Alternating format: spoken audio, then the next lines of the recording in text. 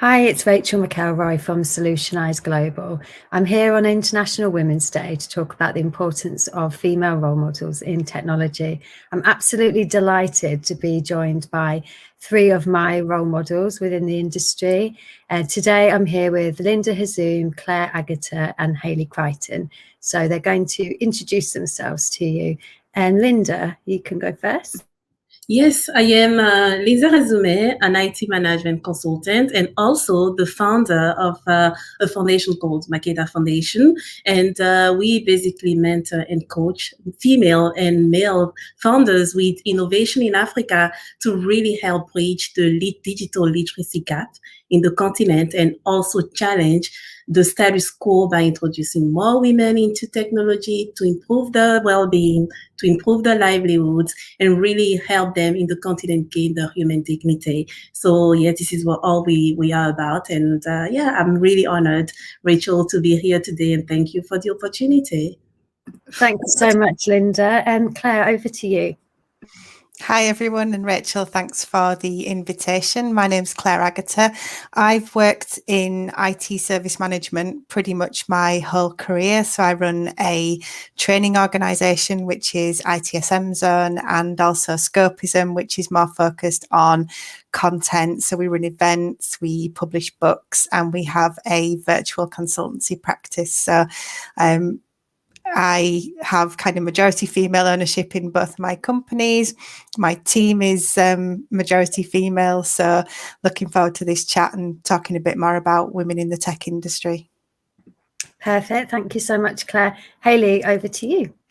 Thank you. So I'm Hayley Crichton. I am a little bit of a baby in my career. So I'm 3 years into the tech industry as a test analyst, test lead, despite doing a degree in biomedical science. And I'm really passionate about diversity and inclusion, especially stuff to do with the LGBT kind of area of things, women, gender balance, everything gender, and veterans and reservists. So super excited for this conversation today. Perfect. Thank you so much. So being part of the technology industry, I suppose we're all very aware of the fact that there just aren't enough women in the industry whatsoever. I'd love to know your stories about coming into the industry and what inspired you to become such an integral part of the technology industry.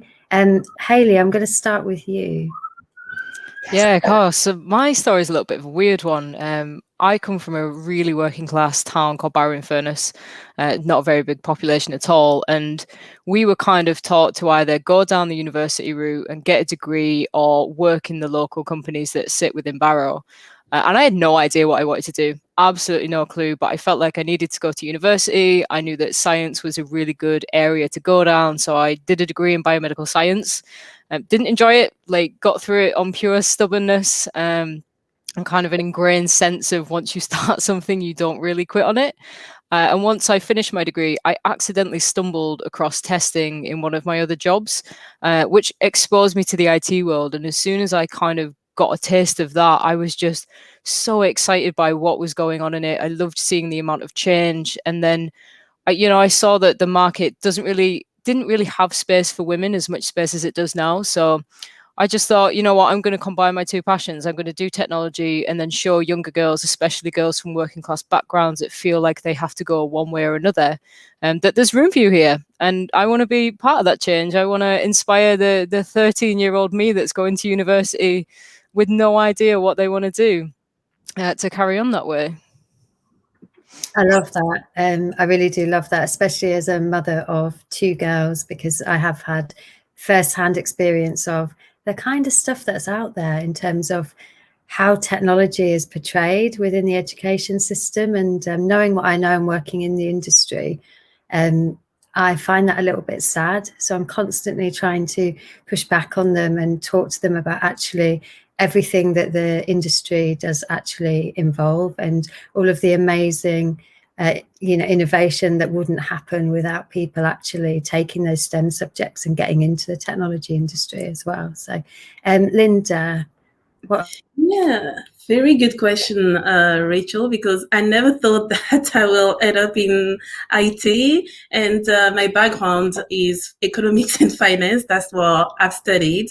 And when I first started working, I was actually doing my ACCA after my degree, thinking I'll be an accountant. And I thought, you know what, this is so not me, because I wanted to be really connected to people. You know, I'm into relationship building, and I started shifting towards account management and sales.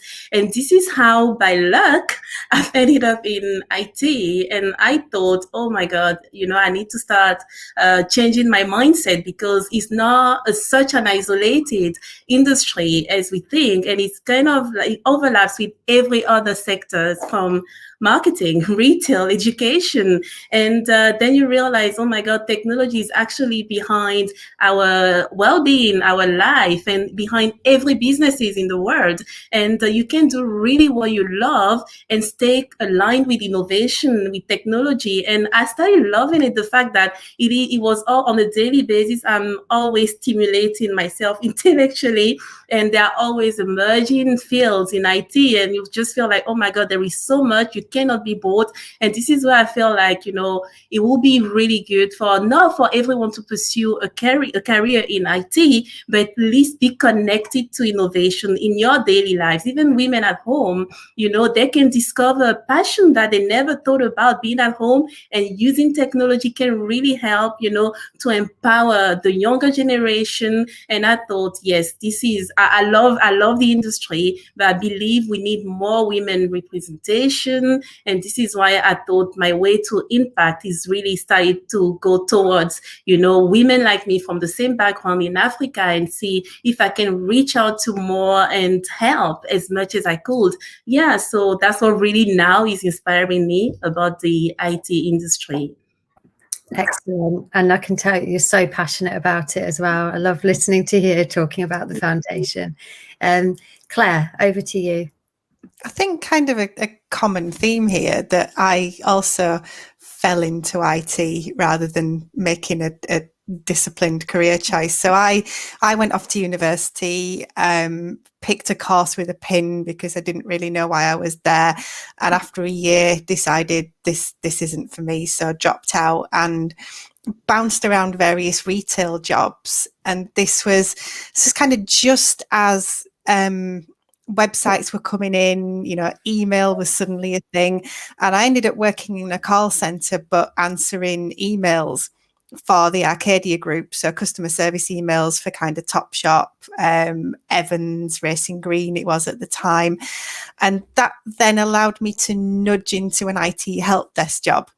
So the skills that got me into IT were customer service skills. So kind of traditional, I guess, female seeming positions. But then from working on a help desk, I picked up more technical knowledge. I was then able to move into a change analyst role. And that was when my career really took off. You know, when I started to understand service management, suddenly I could see how all of these pieces fit together and how that might then become a career that I could actually stick with. And I think still within, you know, even looking within IT, there tends to be, I guess, still the very technical roles are more male dominated, but then you see the consultancy space, the service management space has greater diversity within it. And I think that is still with the case. So even, you know, you can look at IT as an industry in general, but then if you kind of break IT down and sort of look at individual segments of it, then the gender split is different. But certainly for me, not a choice that I made knowingly, but somewhere that I'm absolutely delighted that I end up, because, you know, IT is such an exciting space to be, and like Linda says, more and more involved in every element of our lives. Yeah, definitely. I think going back to, you've all made some fantastic points, and one of the things that I think we're really lucky about working in the industry is actually the exposure that we get to just what the industry entails and everything that it's enabling. And that's probably one of my frustrations with some of the curriculum that that my daughters have been exposed to, and that when I talk to them about, you know, the advances in health tech that has allowed, you know, the vaccination rollout and things like that, they really don't understand. You know, they might do a little bit of coding or something, but their actual experiences of the technology around them, when you start to think about, actually, my teenage daughter, the app you're using to buy clothes is actually been developed, you know, and that is technology. And my daughter playing on Roblox, you know, that's technology. Or you're watching Netflix, you know, that's you know, hosted on the cloud. They do obviously groan sometimes, as you can imagine, because daughters are a tough crowd. But ultimately, I feel very lucky that I can sort of broaden their horizons, and fortunate, as you've all mentioned, to work in an industry that's constantly changing. And, you know, if you look at the events of this last year, so much of what is good and positive that has come out of the pandemic has been enabled by technology. And I think that's you know, an amazing thing. So we touched on it a little bit. One thing that I always think is quite obvious when you talk to women in the technology industry is a lot of people have come from really diverse backgrounds, and not from a typical computer science at school kind of route whatsoever. International Women's Day theme is choose to challenge. This year. So a question that our team within the office had was, what can we do as individuals to empower and challenge the norms and the gender bias that exists within the industry and society as a whole? So Hayley, I'm going to go to you first on this one. Yeah, sure. So in my opinion, it's not quite enough to just raise awareness. There needs to be actions behind it. And I think the first step for that, for everyone, is going out there, learning about these stereotypes, going to Google, typing in, you know, what discriminations do Black people face? What discriminations do LGBT people face? It follows that old quote of knowledge is power, I think. You know, one piece of information that you could learn could make the difference between reducing gender discrimination in the workplace compared to not reading that information and not being able to call it out when you see it. And I think the second step on the back of that is asking questions to senior leadership or senior individuals in your organization. You know, why don't we have an equal balance of female VPs? Why are there no Black women, trans women in senior positions? You know, if you have role models in that space, it empowers people to identify with these individuals and work towards that. It gives them representation in those areas. And finally, I think, like, react. It's really hard to do, and it can be really uncomfortable. I'm guilty of it. You know, if you see or hear something that doesn't quite sit right with you, the chances are it's probably not right. And you can challenge those stereotypes. You can call out that behavior, and you'll find that if you're doing it, you'll empower others on that call to have that confidence to start calling it out as well. And you'll almost see a chain reaction in that space. So that, for me, that is what challenge is. It's not just one thing. It's multitude of actions that obviously result in consequences that benefit the greater good. No, I completely agree. You're right. Absolutely. You need actions. Otherwise, what's the point? Linda.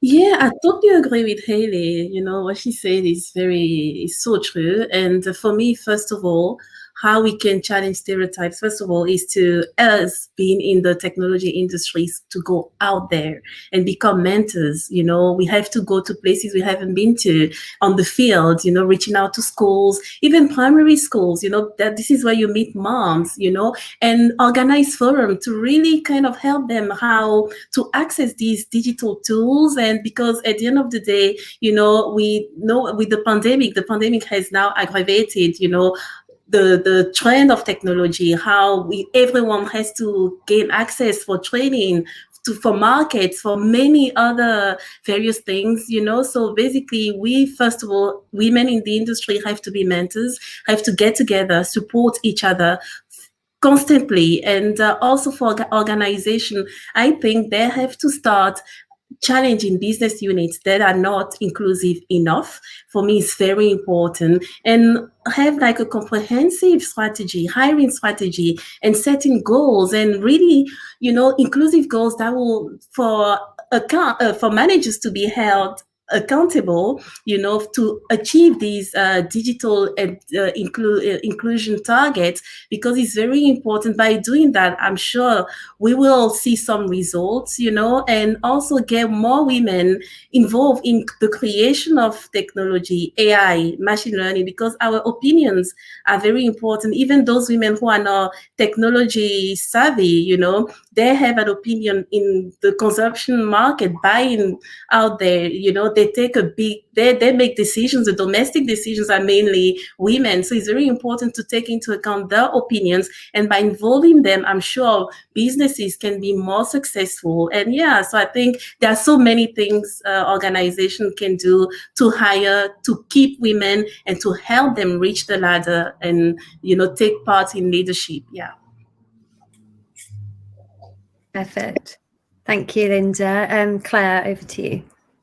I don't want to be depressing, but I genuinely don't know, because, on a personal level, I'm a fairly kind of prominent female in my industry. I speak at a lot of conferences.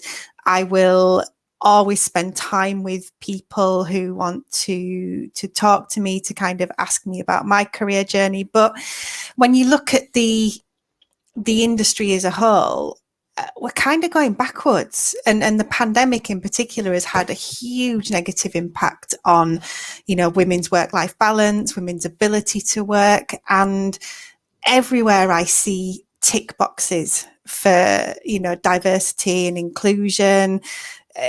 One of my friends, her company, her employer sent her chocolate brownies for International Women's Day, which is like, great, thanks. Can I have equal pay instead? So, I think there's little things that we can all do, and we can all do continually, but ultimately there is huge systemic change that is required, and how that happens, I wish I knew. I don't know.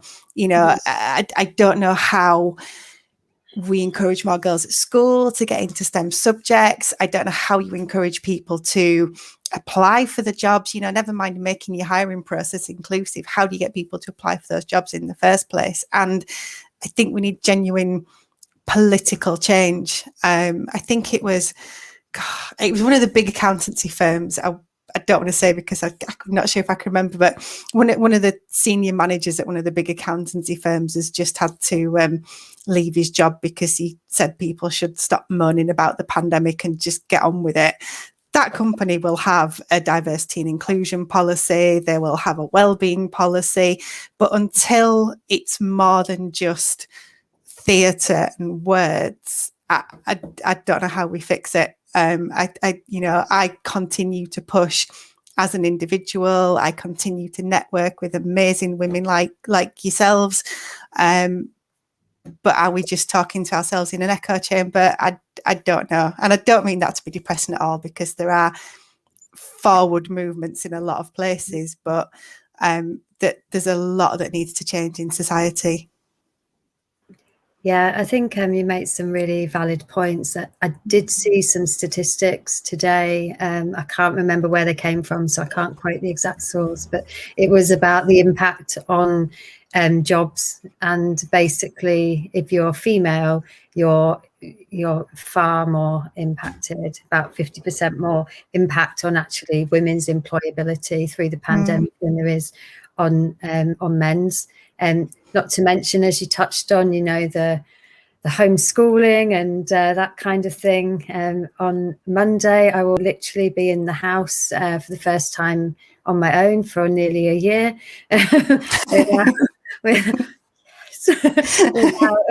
without having to talk through any maths problems, English problems, or do any additional, at work. And that has been a real challenge, because it's very difficult to learn at home. It's not something that most children are used to, and working full time and trying to find the time to try and be a teacher, especially in some of the subjects which are taught completely differently to how they were taught when I was at school. And it's a long time since I've been at school. It's certainly been a really, really hard year for sure. Yeah. I take my hat off really to everybody that's come through, working from home, being amongst their families all the time, and and still being relatively sane. I think we've all done really, really well in that respect, for sure. Linda, I know you've got children at home as well, so 2 and 4. Very energetic, so they keep me on my feet. That's what I can say. So picking up on Claire's point, and obviously I joked before we came on the call about attending lots of IT and technology conferences and being obviously some of the few females in attendance.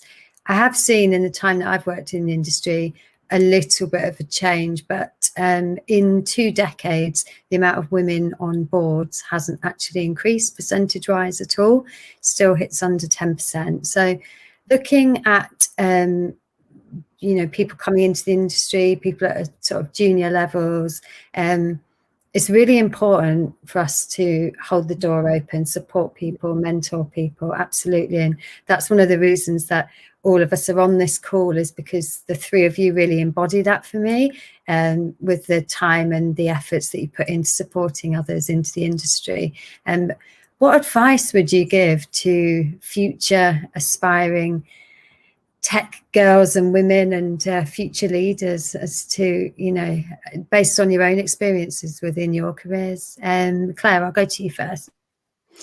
I think for me,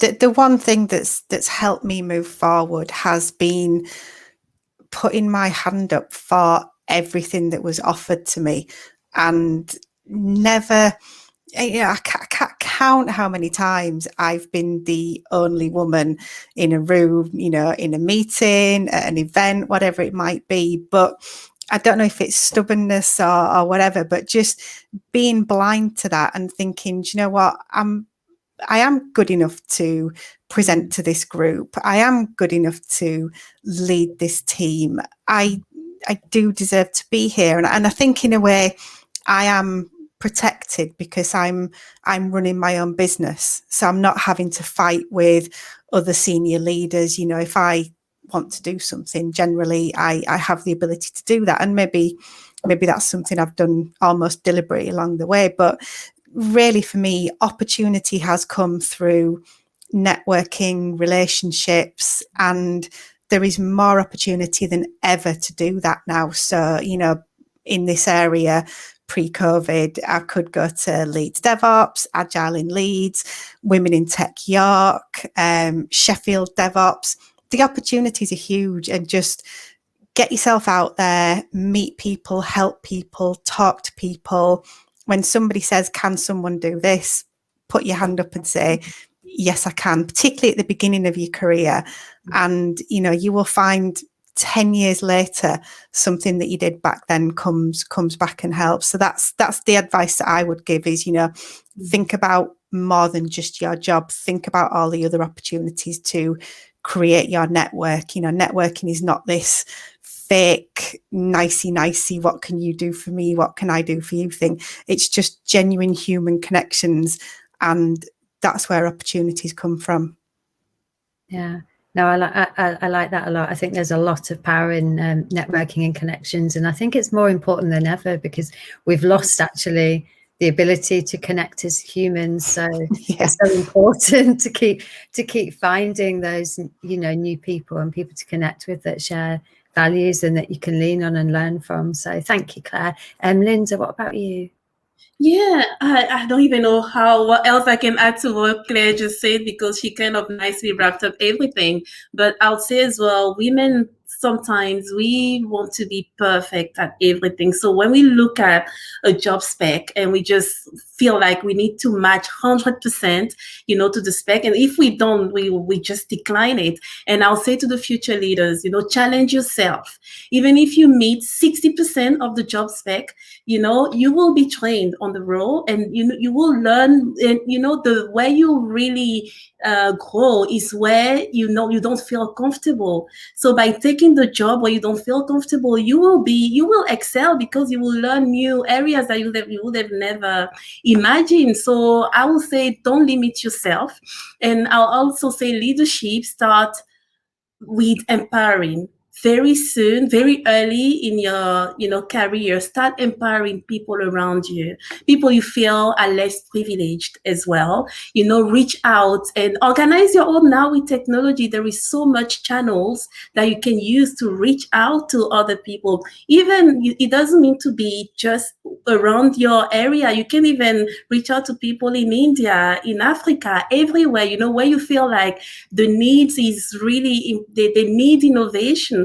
I'll take Africa. Half of the continent is offline still, even in the US, which is, a powerful country. 37% of people in rural area don't have broadband. So there is still issues with innovation where there is a wide field to help. So I think future leaders should first learn to empower and, be confident, even if you're from a diverse background. Sometimes just be blind and believe in yourself, and always believe that you've got something unique to offer. You are unique in yourself, and nothing else will stop you, because grasp like Claire said, grasp every single opportunity and shine and have a voice. I know it's very difficult to say that, but nowadays we really need to start that confidence, and believing in ourselves is key. Yeah. I couldn't agree more. Hayley, over to you. So I think I learned this the hard way. And it is, don't change your behaviors and actions based on what you think successful looks like. When you start your career, it is so easy to look at someone and be like, this person acts like that, and they are VP, they are like sitting on the board. I need to type my emails like this person. I need to like get involved with this, because that's what successful looks like. And it's not. Like, you entirely are in charge of defining what successful looks like for you and following your own path to that. It's not like a replicated recipe that you follow. And if you do all the steps in the right order, you'll get to the same output as other people. And I think key to that is surrounding yourself with people that you can learn from, not just at work, but in your professional life as well, that challenge you, that will, say to you, I don't agree with that. Have you considered this? Or I agree with that, but what about this as well? And because it'll aid your growth, and you'll start building yourself from these interactions and experiences, and line them up with your core values as well. Change can be so scary for some people, and it's really hard to change your opinion or even admit when you're wrong. But as soon as you start doing it, you start developing as a person, and you'll eventually come to realize what kind of leader you want to be, but what kind of leadership skills that you have as well, and how to line these two up to make you a strong leader as well. So it's a really hard lesson to learn, especially if you're unconsciously doing it. I know that I'm really guilty of like mimicking some people, especially men, because I feel like that's what that environment requires of me. But once you start getting into the habit of calling yourself out and empowering others, I feel like you get to be the best version of yourself in that leadership position.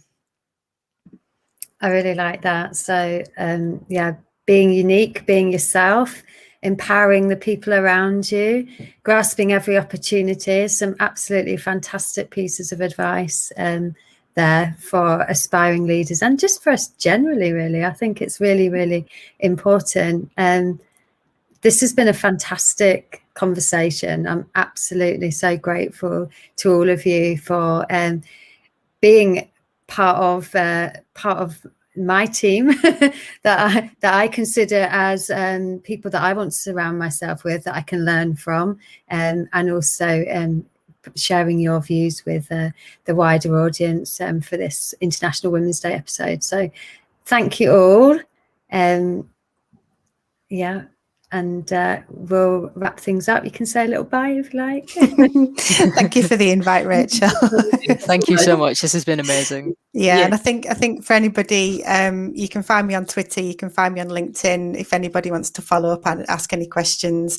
At the moment, I think I'm the only Claire Agata in the world, so if you look for me, you'll find me. I do think you are. I'm going to share this, and I'm going to put I'm going to tag you all in on social so everybody can find you, link in with you, and have digital coffee with you, and find some new people to have in their gang too. So thank you, ladies. It's a good tip to have an SEO efficient name. That helps. Absolutely, definitely. Thank you so much, ladies. It's been amazing, and happy International Women's Day to you all. Thank you, Rachel. Happy International Women's Day. Thank you.